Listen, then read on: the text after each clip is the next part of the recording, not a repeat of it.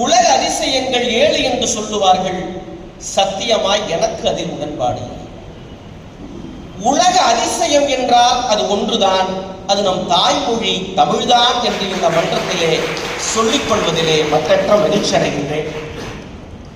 எங்களுடைய நடுவர் அழகிலே விரிந்த நெற்றி, அறிவிலே முதிர்ந்த தோற்றம், விழியிலே அன்பு தேக்கம், விழிப்பிலே பாசத்தாக்கம், மொழியிலே தோய்ந்த நெஞ்சம், முத்தமிழ் நாவில் கொஞ்சம் எங்கள் பட்டிமன்ற பாவலர், கம்பன் கழக காவலர் நடுவர் அவர்களுக்கு அரங்கு நிறைந்த வாழ்த்துக்களோடு அடியேனுடைய அன்பை தெரிவித்துக் கொண்டு,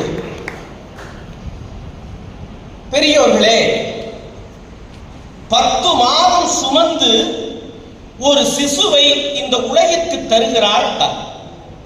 10 மாசம் சுமந்து ஒரு சிசுவை இந்த உலகிற்கு தருகிறாள் தாய். ஆனால் தமிழ் தாய் பல நூற்றாண்டுகளாக ஒரு மகா கவியை தன் வயிற்றிலே சுமந்து இந்த உலகிற்கு தந்திருக்கிறார் என்று சொன்னால் அது கவி சக்கரவர்த்தி கம்பனை தவிர வேறு எவரும் இருக்க முடியாது. ஏன் சொல்றேன்னா அதுக்கு ஒரு காரணம் இருக்கு.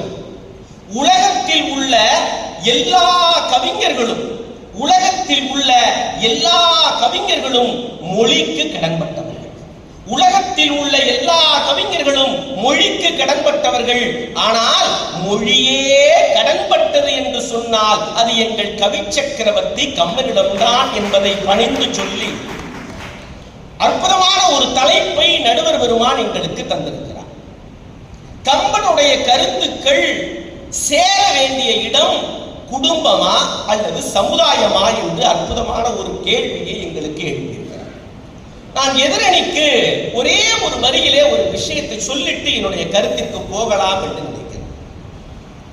சமுதாயம் என்று சொல்ல வந்தவர்களுக்கான அந்த செய்திதான் அது. சமுதாயத்தினுடைய அஸ்திவாரமே குடும்பம் தானங்க.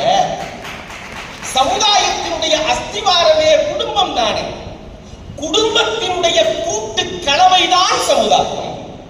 இன்னைக்கு ஒவ்வொரு வீட்லையும் ஒரு மிகப்பெரிய ஒரு சிக்கல் அப்படின்னா, இப்ப நம்ம வீட்டுல இங்க உட்கார்ந்து சரி, எனக்கும் சரி, எல்லாருக்கும் ஒரு சிக்கல் உண்டு.